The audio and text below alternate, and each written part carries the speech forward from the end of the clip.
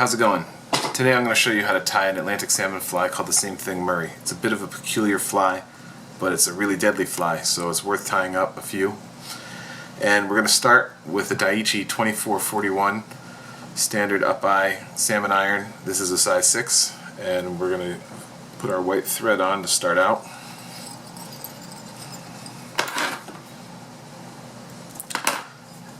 We're going to take the thread all the way back to the point of the hook.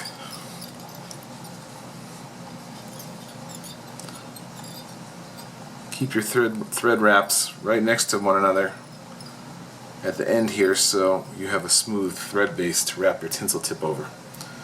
Now I have some fine oval tinsel we're going to use as a tip. Just tie that in.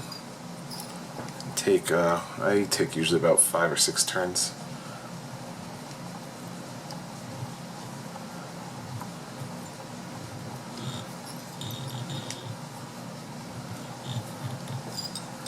Tie it off on the bottom.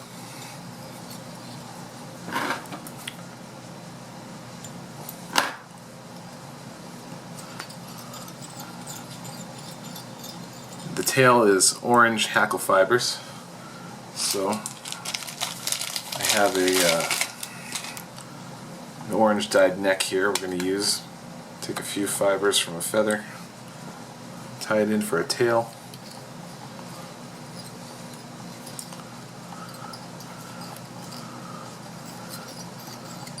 Now you don't worry too much about the underbody of this. It's not a floss underbody, so we can be a little messy with the underbody. Next step is a green butt. Now most people use floss, but I like this Danville fluorescent wool. I find it's much more durable than floss. It's faster to tie, but mostly the durability thing. So the butt is a little less than half the body, maybe a third of the body length.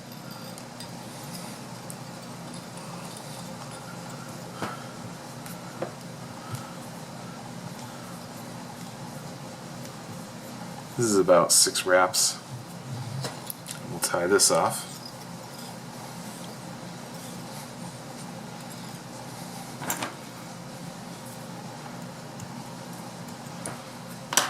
Now we're done with the white thread. We don't need the white thread anymore. We just have it there to wrap the butt over. So you can whip finish, take off the white thread, and switch to black.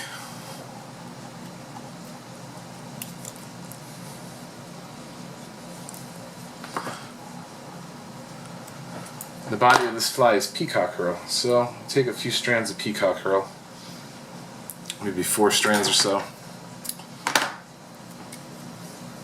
Tie these in. Now leave plenty of room for the head. This fly has a fairly complex head arrangement, so you don't want to make the body too long.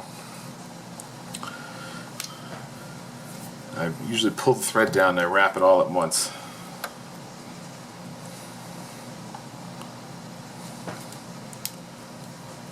Like so.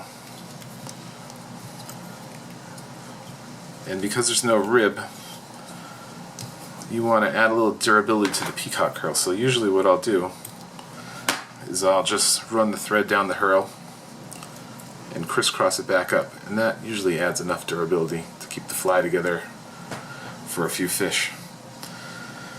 The next step is the underwing, which we're going to use crystal flash in peacock green. So 3 or 4 strands should do. I have 4 here. Tie that in for the underwing. Trim it to around the end of the tail area.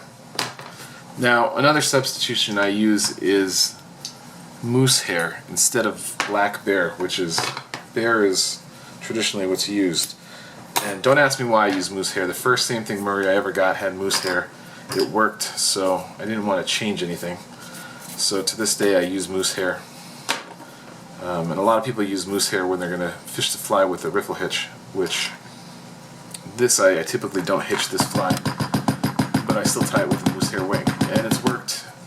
Like I said, if it ain't broke, don't fix it. So don't use too much. You want a fairly sparse wing.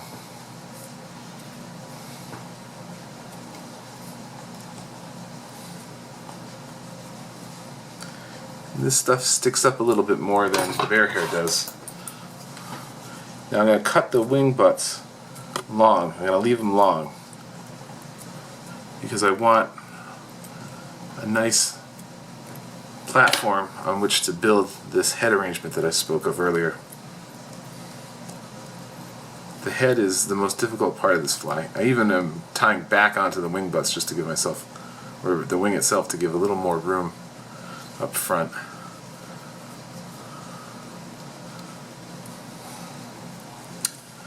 The next step is hackle, which I forgot to take out.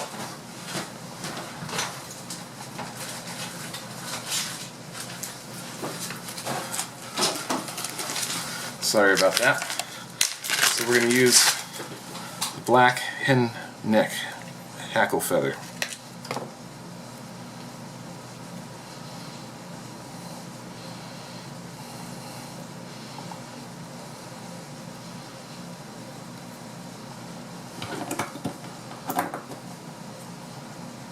Prepare the feather, tie it in.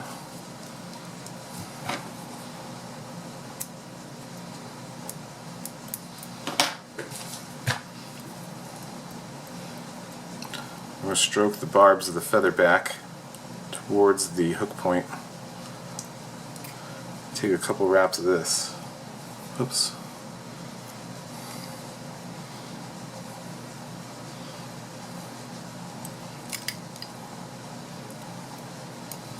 Two wraps is plenty. You don't want the fly to have too dense of a hackle. This is kind of an airy look to this one.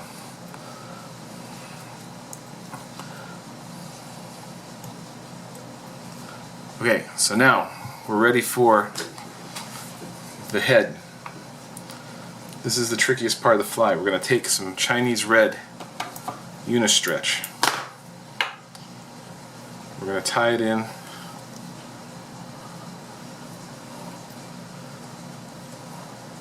And it's like making a tag or a butt in the front of the fly. We're just going to wrap it, make a little red band. Because I'm tying over black thread, I like to make the red part a little thick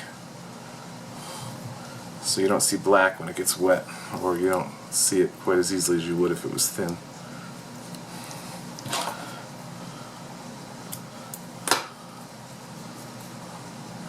And the last, and I would think the trickiest component, is the Hurl head. So we need to find a black ostrich Hurl. Excuse me, but I am not the most organized tyer.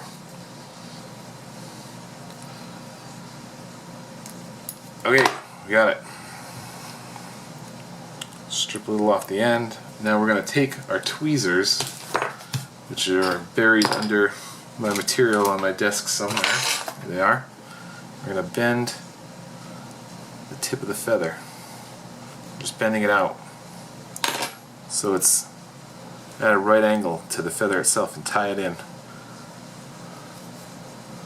Now this part is pretty important. I'm going to wax the thread. A little wax on my finger. I'm going to wax it just to keep that Hurl sticky so it doesn't slide around. The Hurl is always the first part to go on this fly. Whether it's the fish's teeth that mess it up or the hemostats pulling the fly out of the fish's mouth, the Hurl head is always the first thing to go. But hopefully the wax, it makes it easier to tie, but hopefully it prolongs the life just a little bit. So we're going to wrap very, very carefully, wrap the Hurl to make a little Hurl head.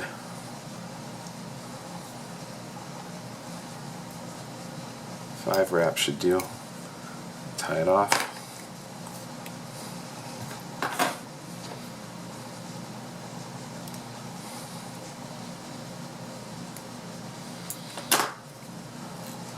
Take a few wraps in front, and we are ready to whip finish the fly.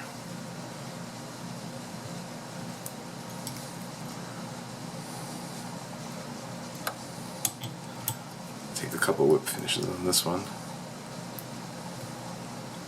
Now, you don't need a really glossy head on this. It's up to you whether you want to add cement or not. Sometimes I do, sometimes I don't. We'll add just a tiny drop. Just be very, very careful when you apply the cement that you don't get it on the Hurl. Just using a tiny, tiny amount of head cement here.